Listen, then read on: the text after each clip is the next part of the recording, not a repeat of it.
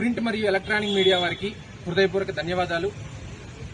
ఈరోజు మనం చూస్తున్నాం, దేశంలో ఉగ్రవాదులను ఏరివేయడంలో కేంద్ర ప్రభుత్వం ఎంత కీలకంగా పనిచేస్తుంది, నిఘా వ్యవస్థలు ఎంత కీలకంగా పనిచేస్తున్నాయనేటువంటి విషయం మనందరికీ తెలిసిందే.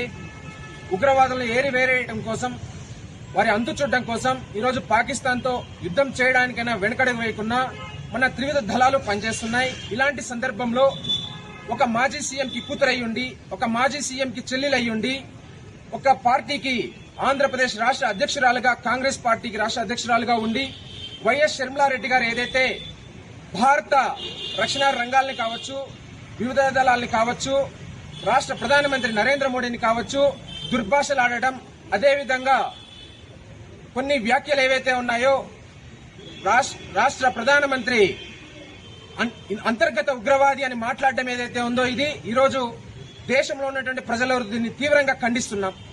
ఆమె మాట్లాడినటువంటి విషయాలు ఏంటంటే, దేశం లోపల శాంతి భద్రతలు కొనసాగాల్సినటువంటి సందర్భంలో మణిపూర్లో క్రైస్తవుల్ని చంపిస్తున్నారు మోడీ గారు అని, అదేవిధంగా వక్ఫ్ బోర్డు తీసుకుని వచ్చి ముస్లింస్ లో అల్లర్లు రేపుతున్నారని, ఈ విధంగా చేయడం వల్ల దేశంలో ఉన్నటువంటి వివిధ మతాల వద్ద గొడవలు జరిగి శాంతి భద్రతలు విఘాతం కలిగేటువంటి అవకాశం ఉంది.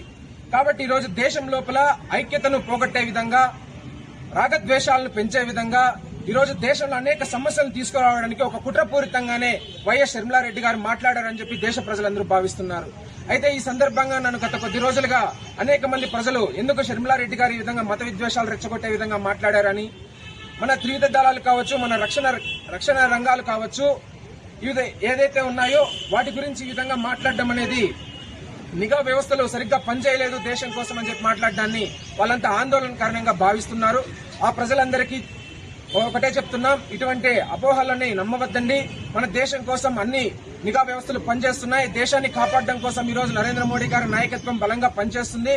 అయితే ఈ రోజు ఈ విషయాన్ని, షర్మిలారెడ్డి గారు మాట్లాడినటువంటి విషయాన్ని తీవ్రంగా ఖండిస్తూ వారిపైన దేశద్రోహం, రాజద్రోహం కేసు నమోదు చేసి దేశంలో ఉన్నటువంటి ప్రజల మధ్య శాంతి భద్రతలు కాపాడే విధంగా చర్యలు తీసుకోవాలని చెప్పేసి పుంగనూరు పోలీస్ స్టేషన్ లో ఉన్నటువంటి ఎస్ఐ లోకేష్ గారిని వేడుకోవడం జరిగింది. అదేవిధంగా ఈ విషయాన్ని రాష్ట్రంలో ఉన్నటువంటి డీఎస్పీ గారికి, ఎస్పీ గారికి, డీఐజీ గారికి, డీజీపీ గారి దృష్టికి కూడా ఈ విషయాన్ని తీసుకెళ్తున్నాం. అన్ని ఆధారాలతో కంప్లైంట్ ఇవ్వడం జరిగింది. వెంటనే తక్షణమే ఎఫ్ఐఆర్ నమోదు చేసి వారిని అరెస్ట్ చేయవలసిందిగా, అదేవిధంగా వారు ఏదైతే సోషల్ మీడియాలో ఈ వీడియోలను ప్రచారం చేస్తున్నారో వాటన్నింటినీ వెంటనే డిలీట్ చేయించి శాంతి భద్రతలను కాపాడాలని చెప్పేసి రాష్ట్ర ప్రభుత్వాన్ని, అదేవిధంగా పోలీసు ఉన్నతాధికారులందరినీ కూడా వేడుకుంటున్నాం. భారత్ మాతాకి